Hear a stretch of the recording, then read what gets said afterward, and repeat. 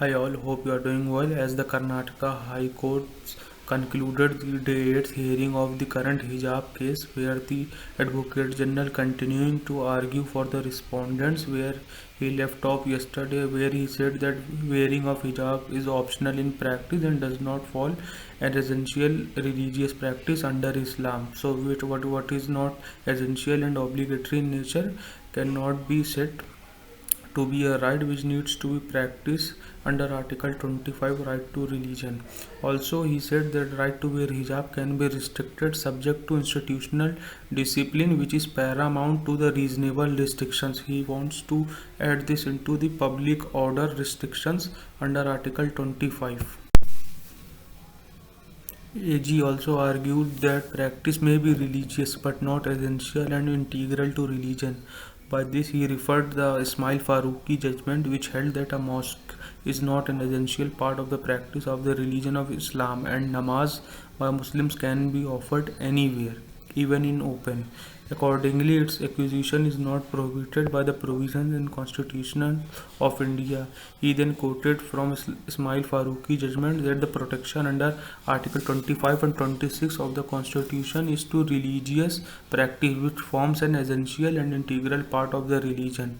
And in his remarks, he already said that the practice of wearing hijab is only an optional practice under Islam. He then went on to say that petitioners are already in confusion as they are seeking protection under Article 19(1)(a) and 25 right to religion, which themselves are not only mutually exclusive but mutually destructive. He went on to say that they are seeking protection under both is mutually destructive in nature. He said that petitioners are tracing their rights under Article 19(1)(a). If their arguments are accepted, then persons who do not want to wear hijab will have the right to not wear also. It would mean there is an element of option, which is the crux. It is talking about that this practice of hijab is only an optional practice under Islam and this does not constitute an essential religious practice. And then he concluded by saying that modesty of the woman needs to be taken care of. Those Muslim women who are not wearing hijab should not be forced, and as the petitioners are seeking a relief that it should be mandated, and such obligation to wear hijab is a violation of the right of the Muslim woman who does not wear hijab.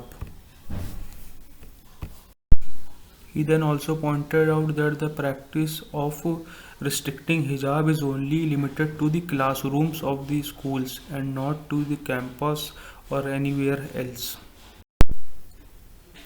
Advocate General, while making his arguments, is referring to various commentaries of Islamic law and Quran translation in English, which is accepted by the apex court of the country in Shaira Banu case and other cases, including he said that even All India Muslim Personal Law Board has accepted this holy book authored by an advocate based in Pakistan. And he also pointed out that the petitioners had referred to Quran.com, a website which is not authoritative, which does not hold any relevance, which is accepted by any other constitutional court or high court of this country. So he said that there is no credibility of the same. He also said and raised a very important point that the practice of hijab needs to pass the test of constitutional morality and individual dignity. As if someone allowed the practice of hijab in school, then the option which does not want to wear anyone, it goes away, as the petitioners are seeking a judicial declaration in this regard. So he went on to say that individual dignity of the other Muslim women is also on stake, and such kind of judicial declaration needs to be restricted by this court, as this practice is limited to the classroom, not to other campus or anywhere else. And the individual discipline, he is talking about the territorial discipline of the school needs to be maintained, and that falls under the reasonable restrictions public order. And and the full bench of the Karnataka High Court also dismissed the petition of Justice Reddy, disposed of a petition after the Advocate General pointed out that he has been instructed by the state that the minority unaided school need not to follow the order of the government, that government order back to February 5th. So the full bench disposed of that petition, and the hearing will conclude, and the hearing will again start tomorrow at 2:30 p.m. at the Karnataka High Court. Thank you and stay tuned, and don't forget to subscribe the channel. Thank you.